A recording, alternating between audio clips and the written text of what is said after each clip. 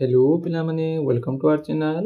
पिलामाने आज आमे तुम चतुर्थ श्रेणी भाषा महक बही जहाँकि तुमर साहित्य बहीर चतुर्थ पाठ जहाँकि रही जयी राजगुरु यही पाठटीर समस्त प्रश्न उत्तर आज आमे एही भिडियोटी आलोचना करिबा। तेबे भिडियोटी आरंभ करने आगु कही रखा चाहे जदि भिडियोटी भल लगे ताहले भिडियो को निश्चय गोटे लाइक कर और चैनल को सब्सक्राइब करके रख जहाद्वारा यही आगक आसवा समस्त पाठर प्रश्न उत्तर तुम अति सहजरे पाइपर। तेबे चल आज यही वीडियो रे तुमर चतुर्थ पाठ जयी राजगुरु समस्त प्रश्न उत्तर गुड़िक आलोचना करिबा। तुमर प्रश्न उत्तर सेक्शन टी देछि देख आस कथा हेबा। यार प्रथम प्रश्न पचारिछि गजपति कहार परामर्श रे शासन कार्य परिचालना करुथिले। ताहेले गजपति कहार परामर्श रे शासन कार्य परिचालना करुथिले रे यार उत्तरटी लिखिबो। यार उत्तरटी एही बोली लिखिबो देख गजपति तांकर कुल पुरोहित जयी राजगुरुंक परामर्श रे शासन कार्य परिचालना करुथिले हला एही बोली तुमे उत्तरटी लिखिबो। सेही बोली 2 नंबर प्रश्नटी पचारिछि देख इंग्रेज माने क्यों राजा को निज अधीन रे रखिबाकू चाहुथिले। ताहले उत्तरटी लिखिबो इंग्रेज माने गजपति मुकुंद देवंकु निज अधीन रे रखिबाकू चाहुथिले।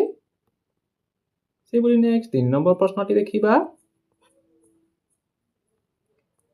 नेक्स्ट 3 नंबर प्रश्नटी रही देख ओडिया पाइक मानकर नेता किए थिले। ओडिया पाइक मानकर नेता किए थिले रे उत्तरटी लिखिबो ओडिया पाइक मानकर नेता जयी राजगुरु थिले। सेही बोली 4 नंबर प्रश्नटी अछि देख ओडिया पाइक माने काहा आगरे बेसी दिन लढ़ी पारिले नाही। ताहले उत्तरटी लिखिबो ओडिया पाइक माने इंग्रेज मानक गुली गोला तोप ओ कमाण आगरे बेसी दिन लढ़ी पारिले नाही हला एही बोली लिखिबो उत्तरटी। से बोली नेक्स्ट 5 नंबर प्रश्नटी पचारिछि देख जयी राजगुरुंकु केउठी ओ किपरि फांसी दिया जाइतिला। ताहले यार उत्तर लिखिबो मेदिनीपुर निकटरे थिबा बाघीतोटा नाल कूलरे एक झंकालिया बरगछर 2 डालरे जयी राजगुरुंक 2 गोड़ को बांधी डाल 2टी को फिटाई देई तांकु अति निर्मम भावे मृत्युदंड दिया जाइतिला हला एही बोली उत्तरटी लिखिबो। एबे देखिबा तमरो नेक्स्ट सेक्शन टी बोली तमरो नेक्स्ट सेक्शन टी रहिछि देख भाषार कथा पढ़ बुझ ओ लेख। एठारे प्रथम प्रश्नटी पचारिछि निम्नलिखित शब्द को व्यवहार करी गोटिए गोटिए सार्थक्य वाक्य गढ़। एठारे देख पिला माने जेपरिकी किछिटी वाक्य दिया जाइछि याकू नै हमकू वाक्य गठन करिबाकू पड़िबो। ताहेले एही शब्द गुड़िकर वाक्य गठन गुड़िक लिखिबो तुम माने। एठारे देख जेपरिकी प्रथम शब्दटी देला गजपति प्रथम शब्दटी अछि गजपति ताहेले यार वाक्यटी लिखिबो गजपति मुकुंद देव खोर्धार राजा थिले। से बोली नेक्स्ट शब्दटी अछि पाइक यार वाक्यटी लिखिबो ओडिया पाइक माने ढाल ओ तरबारी धरी युद्ध करुथिले हला। से बोली नेक्स्ट शब्दटी अछि परामर्श यार वाक्यटी लिखिबो राजा जयी राजगुरुंक परामर्श रे शासन करुथिले हला ए बोली तुमे परामर्श लगेई वाक्यटी लिखिबो। से बोली आदेश नेक्स्ट शब्दटी अछि आदेश ताहले यार वाक्यटी लिखिबो इंग्रेज मानक आदेश को जयी राजगुरु अमान्य कले हला ए बोली तुमे वाक्य लिखिबो।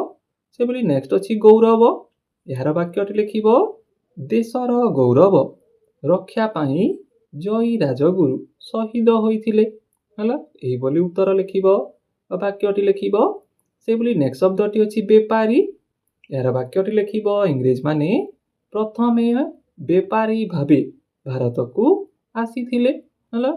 से बोली शेष शब्दटी अछि देख बलिदान यार वाक्यटी लिखिबो जयी राजगुरुंक बलिदान ओडिया जाति केबे भूलिबो नाही हला एही बोली तुमे ଦେଇଥିବା ନିମ୍ନଲିଖିତ ଶବ୍ଦଗୁଡ଼ିକୁ ବାକ୍ୟରେ ବ୍ୟବହାର କରିପାରିବ। ଏବେ ଦେଖିବା ତୁମର ନେକ୍ସଟ ପ୍ରଶ୍ନଟି। ସେଇଭଳି ନେକ୍ସଟ ତମର 2 ନମ୍ବର ପ୍ରଶ୍ନଟି ପଚାରିଛି ଦେଖ। ନିମ୍ନଲିଖିତ ଶବ୍ଦଗୁଡ଼ିକର ବିପରୀତାର୍ଥ ବୋଧକ ଶବ୍ଦ କୁହ ଓ ଲେଖ। ଏଠାରେ ଦେଖ ଯେପରିକି ନିମ୍ନରେ କିଛିଟି ଶବ୍ଦ ଦିଆଯାଇଛି, ଏହାର ଆମକୁ ବିପରୀତ ଶବ୍ଦଗୁଡ଼ିକୁ ଲେଖିବାକୁ ପଡ଼ିବ। ସେଇଭଳି ପ୍ରଥମ ଶବ୍ଦଟି ଦେଇଛି ଦେଖ ଯେପରିକି ରାଜି। ରାଜିର ବିପରୀତ କ'ଣ ହେଇଯିବ ରେ? ରାଜିର ବିପରୀତ ହେଇଯିବ ଅରାଜି ହେଲା। ସେଇଭଳି ଲେଖିବ ଏଠାରେ ତୁମେ ଅରାଜି।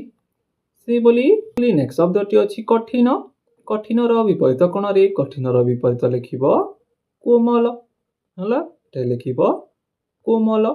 ସେଇଭଳି ନେକ୍ସଟ ଶବ୍ଦଟି ଅଛି ସାହସୀ। ସାହସୀର ବିପରୀତ କ'ଣ ହେଇଯିବ ରେ? ସାହସୀର ବିପରୀତ ହେଇଯିବ ଭୀରୁ ହେଲା। ତାହେଲେ ତୁମେ ଏଠାରେ ଲେଖିବ ଭୀରୁ। ସେଇଭଳି ଦୋଷ। ଦୋଷର ବିପରୀତ ହେଇଯିବ ନିର୍ଦୋଷ ହେଲା। ସେଇଭଳି ନେକ୍ସଟ ଶବ୍ଦଟି ଅଛି ହାରିବା। ହାରିବାର ବିପରୀତ କ'ଣ ହେଇଯିବ ରେ? ହାରିବାର ବିପରୀତ ଜିତିବା। ତାହେଲେ ତୁମେ ଏଠାରେ ଲେଖିବ ଜିତିବା। ହାରିବାର ବିପରୀତ ଲେଖିବ ଜିତିବା। ସେଇଭଳି ଶେଷ। ଶେଷର ବିପରୀତ କ'ଣ ହେଇଯିବ ରେ? ଆରମ୍ଭ ହେଲା। ତାହେଲେ ତୁମେ ଏଠାରେ ଲେଖିବ ଆରମ୍ଭ। ଶେଷର ବିପରୀତ ଆରମ୍ଭ। ଏବେ ଦେଖିବା ତୁମର ନେକ୍ସଟ 3 ନମ୍ବର ପ୍ରଶ୍ନଟି।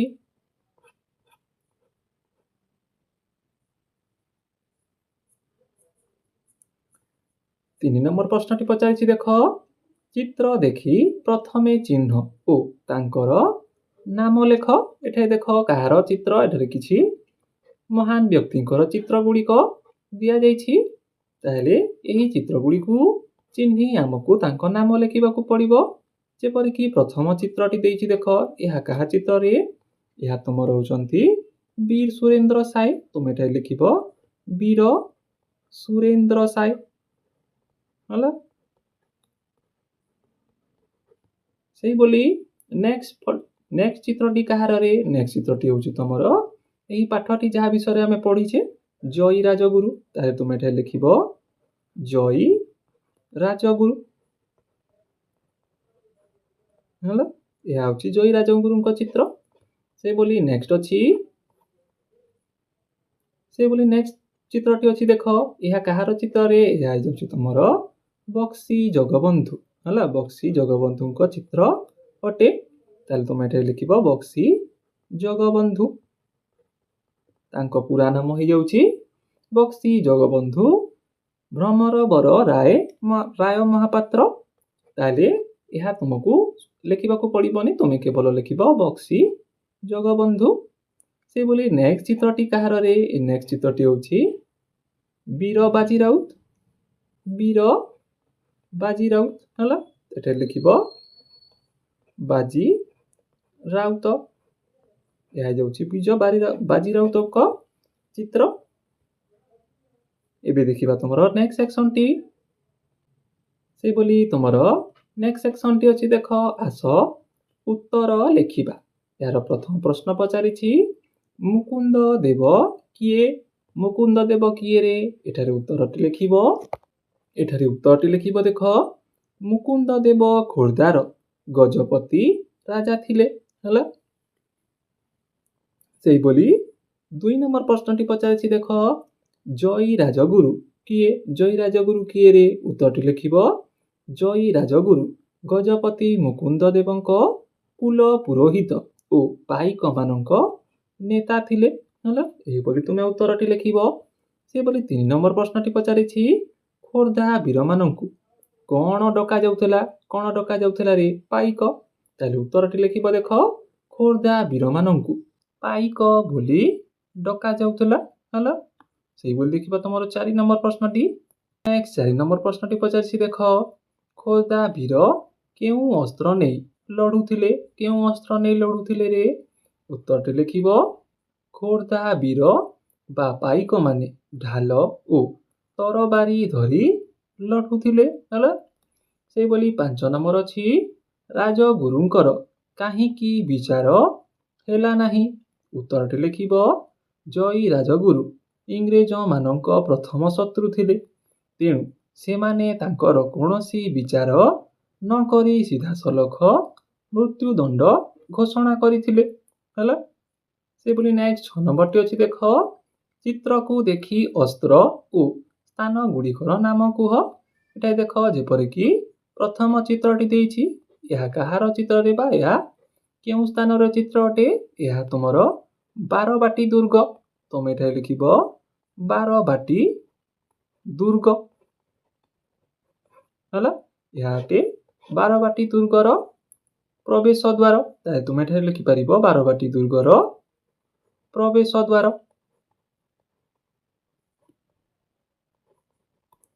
ହେଲା। ସେଇଭଳି ଦେଖିବ ନେକ୍ସଟ ଚିତ୍ରଟି। ସେଇଭଳି ନେକ୍ସଟ ଚିତ୍ରଟି ଅଛି ଦେଖ, ନେକ୍ସଟ ଚିତ୍ରଟି କେଉଁ ସ୍ଥାନର ଚିତ୍ରରେ? ଏହା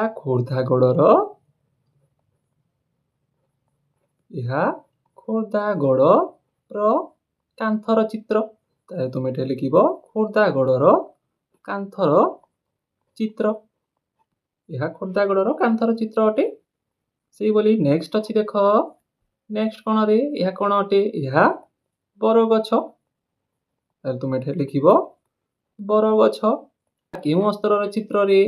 ଏହା ଖଣ୍ଡା ଓ ଢାଲ। ତାହେଲେ ତୁମେ ଏଠାରେ ଲିଖିବ ଖଣ୍ଡା ଓ ଢାଲ ହେଲା।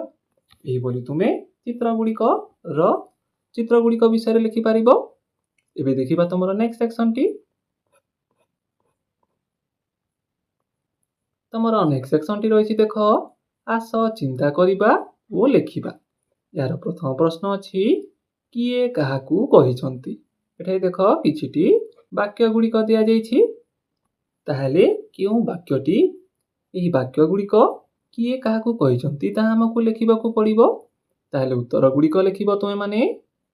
ଯେପରିକି ପ୍ରଥମ ବାକ୍ୟଟି ଅଛି ଦେଖ, ମୁକୁନ୍ଦ ଦେବଙ୍କୁ ଶୀଘ୍ର ମୁକ୍ତ କର। ଏହା କିଏ କହିଛନ୍ତି ରେ ଓ କାହାକୁ କହିଛନ୍ତି? ତାହେଲେ ଏହା ଜୟୀ ରାଜଗୁରୁ ଇଂରେଜ ମାନଙ୍କୁ କହିଛନ୍ତି ହେଲା। ସେଇଭଳି ଖ ନମ୍ବର ବାକ୍ୟଟି ଅଛି ଦେଖ, ଶରୀରରେ ଶେଷ ରକ୍ତବିନ୍ଦୁ ଥିବା ପର୍ଯ୍ୟନ୍ତ ଦେଶ ଓ ଜାତିର ଗୌରବ ପାଇଁ ଲଢ଼ିବା। ଏହା କିଏ କହିଛନ୍ତି ରେ ଓ କାହାକୁ କହିଛନ୍ତି? ଏହା ଜୟୀ ରାଜଗୁରୁ ଗଜପତି ମୁକୁନ୍ଦ ଦେବଙ୍କୁ କହିଛନ୍ତି। ସେଭଳି ନେକ୍ସଟ ବାକ୍ୟଟି ଅଛି, ଗୋଟିଏ ବିଦେଶୀ ଜାତି ଆଗରେ ଠାକୁର ରାଜା ମୁଣ୍ଡ ନୁଆଇବେ ନାହିଁ। ଏହା କିଏ କାହାକୁ କହିଛନ୍ତି ରେ? ଏହା ମଧ୍ୟ ଜୟୀ ରାଜଗୁରୁ ଗଜପତି ମୁକୁନ୍ଦ ଦେବଙ୍କୁ କହିଛନ୍ତି। 2 ନମ୍ବର ପ୍ରଶ୍ନଟି ପଚାରିଛି ଦେଖ, ଓଡ଼ିଶାର 4 ଜଣ ସ୍ୱାଧୀନତା ସଂଗ୍ରାମୀଙ୍କ ନାମ ଲେଖ। ଏଠାରେ ଆମକୁ 4 ଜଣ ସ୍ୱାଧୀନତା ସଂଗ୍ରାମୀଙ୍କ ନାମ ଲେଖିବାକୁ ପଡ଼ିବ। ଏଠାରେ ଦେଖ 4 ଜଣ ସ୍ୱାଧୀନତା ସଂଗ୍ରାମୀ ମାନଙ୍କର ନାମ ଲେଖିବ। ପ୍ରଥମେ ଲେଖିବ ଜୟୀ ରାଜଗୁରୁ। ସେଭଳି ଲେଖିପାରିବ ବକ୍ସି ଜଗବନ୍ଧୁ, ବୀର ସୁରେନ୍ଦ୍ର ସାଏ ଓ ବାଜି ରାଉତ ହେଲା। ଏହିଭଳି ତୁମେ 4ଟି ସ୍ୱାଧୀନତା ସଂଗ୍ରାମୀ ବିଷୟରେ ଲେଖିପାରିବ ବା ସ୍ୱାଧୀନତା ସଂଗ୍ରାମୀ ମାନଙ୍କର ନାମ ଲେଖିବ, କିମ୍ବା ଅନ୍ୟ କୌଣସି ସ୍ୱାଧୀନତା ସଂଗ୍ରାମୀ ମାନଙ୍କର ନାମ ମଧ୍ୟ ତୁମେ ଲେଖିପାରିବ। ସେଇଭଳି ନେକ୍ସଟ 3 ନମ୍ବର ପ୍ରଶ୍ନଟି ଅଛି ଦେଖ, ସରଳ ଭାଷାରେ ବୁଝାଇ ଲେଖ। ଏଠାରେ ଦେଖ 2ଟି ଆମକୁ ବାକ୍ୟ ଦିଆଯାଇଛି। ଏହାକୁ ଆମକୁ ସରଳ ଭାଷାରେ ବୁଝାଇ ଲେଖିବାକୁ ପଡ଼ିବ। ତାହେଲେ ସରଳ ଭାଷାରେ ବୁଝାଇ ଲେଖିବ ତୁମେ ମାନେ। ଯେପରିକି ପ୍ରଥମ ବାକ୍ୟଟି ଦେଇଛି ଦେଖ, ବରଂ ଏ ଶରୀରରେ ଶେଷ ରକ୍ତବିନ୍ଦୁ ଥିବା ପର୍ଯ୍ୟନ୍ତ ଦେଶ ଓ ଜାତିର ଗୌରବ ପାଇଁ ଲଢ଼େଇ କରିବା। ଏଠାରେ ସରଳାର୍ଥଟି ଲେଖିବ ଦେଖ, ଉକ୍ତ ପଦଟି ଜୟୀ ରାଜଗୁରୁ ଗଦ୍ୟ ପାଠରୁ ଆସିଛି।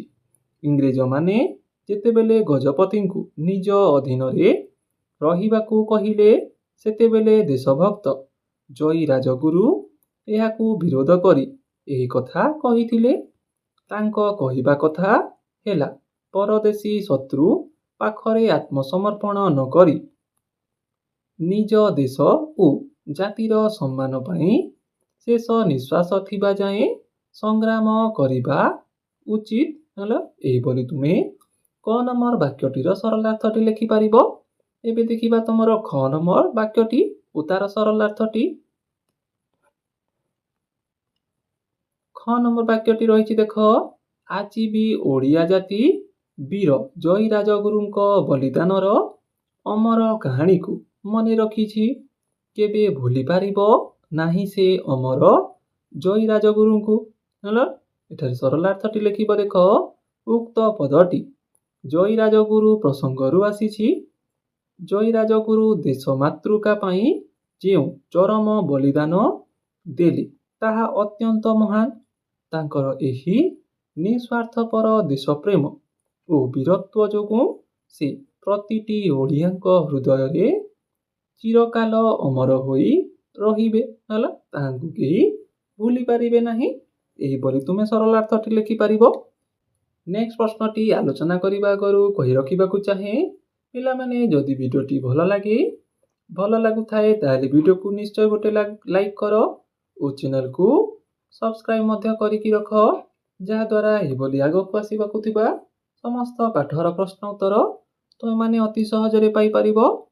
ତେବେ ଦେଖ, ଶେଷ ପ୍ରଶ୍ନଟି ରହିଛି, ଜୟୀ ରାଜଗୁରୁଙ୍କ ବିଷୟରେ ନିଜ ମନରୁ 5 ଧାଡ଼ି ଲେଖ। ଏଠାରେ ତୁମକୁ ସେହି 5 ଧାଡ଼ିଟି ଲେଖିବାକୁ ପଡ଼ିବ। ତାହେଲେ 5 ଧାଡ଼ିଟି ଲେଖିବ ତୁମେମାନେ। ଏହିଭଳି ତୁମେ 5 ଧାଡ଼ି ଲେଖିବ। ଦେଖ, ପ୍ରଥମେ ଲେଖିବ ଜୟୀ ରାଜଗୁରୁ ଓଡ଼ିଶାର ଜଣେ ମହାନ ସ୍ୱାଧୀନତା ସଂଗ୍ରାମୀ ଓ ଦେଶଭକ୍ତ ଥିଲେ। ହେଲା, ସେଭଳି 2 ନମ୍ବର ଲାଇନ୍ ଲେଖିବ ସେ ଖୋର୍ଦ୍ଧା ଗଜପତି ମୁକୁନ୍ଦ ଦେବଙ୍କ କୁଲ ପୁରୋହିତ ଓ ମୁଖ୍ୟ ପରାମର୍ଶଦାତା ଥିଲେ। ସେହିଭଳି 3 ନମ୍ବରଟି ଲେଖିବ ସେ ଇଂରେଜମାନଙ୍କ ବିରୁଦ୍ଧରେ ଲଢ଼ିବା ପାଇଁ ପାଇକମାନଙ୍କୁ ସଜବାଜ କରି ଯୁଦ୍ଧକୁ ଓହ୍ଲାଇଥିଲେ। ସେହିଭଳି ଲେଖିପାରିବ ସେ ବିଦେଶୀ ଶାସକଙ୍କ ନିକଟରେ ମୁଣ୍ଡ ନ ନୁଆଁଇ ନିଜ ଜାତିର ଗୌରବ ରକ୍ଷା କରିଥିଲେ। ସେହିଭଳି 5 ନମ୍ବର ଲେଖିବ ଦେଶ ପାଇଁ ସେ ହସି ହସି ପ୍ରାଣ ବଳି ଦେଇ ଶହୀଦ ହୋଇଥିଲେ। ହେଲା, ଏହିଭଳି ତୁମେ ଜୟୀ ରାଜଗୁରୁଙ୍କ ବିଷୟରେ 5 ଧାଡ଼ି ଲେଖିପାରିବ। ଏହା ଥିଲା ତୁମର ଜୟୀ ରାଜଗୁରୁ ପାଠଟିର ସମସ୍ତ ପ୍ରଶ୍ନ ଉତ୍ତର ଗୁଡ଼ିକ।